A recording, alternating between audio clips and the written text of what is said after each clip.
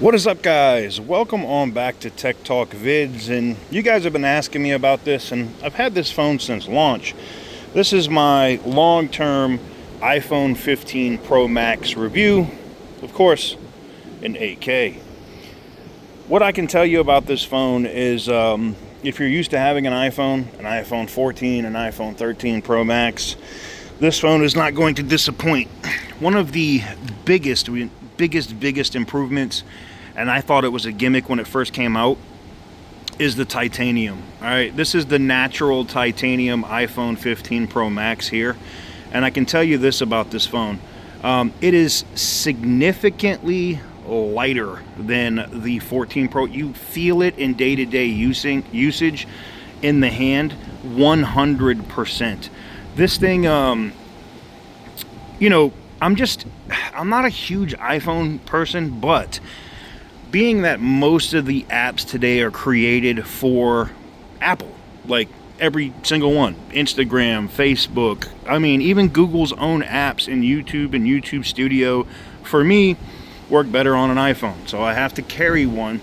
And I also use it as my backup camera when I'm out and about, if I'm at the auction, if I don't have my GoPro or my Sony A7 III with me, I use this, and this thing takes awesome video. Shooting videos with this in cinematic mode, absolutely dope.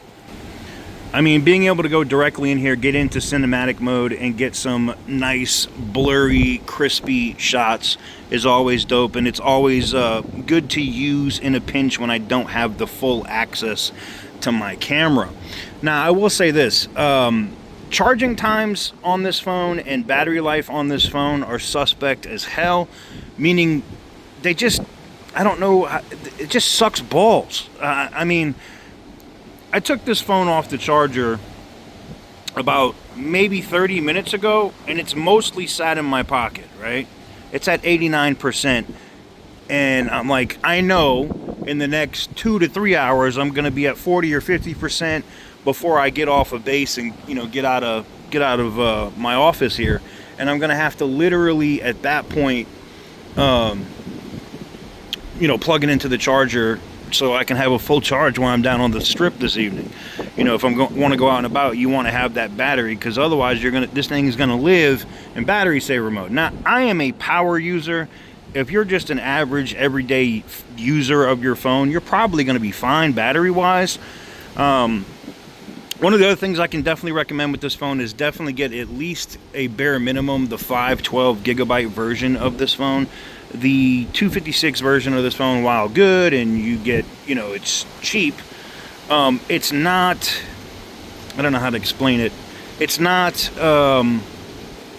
just spend the extra money, get the more storage so you're not having to delete videos and stuff off your phone to keep going. And yes, even at 256 gigabytes of storage, that can happen fairly quickly. So biggest complaint for me on this phone, obviously battery life, right? Camera on this thing, absolutely amazing. Charging time using the fast charging brick, pretty good. The telescoping or the zoom camera on this thing, also okay. Nothing is still messing with Samsung, in my opinion, when it comes to that department.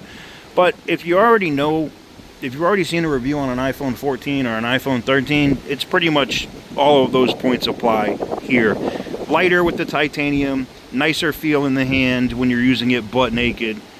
Outside of that, it's still an iPhone, and nothing's changed, for me at least, from a 14 Pro Max to a 15 Pro Max.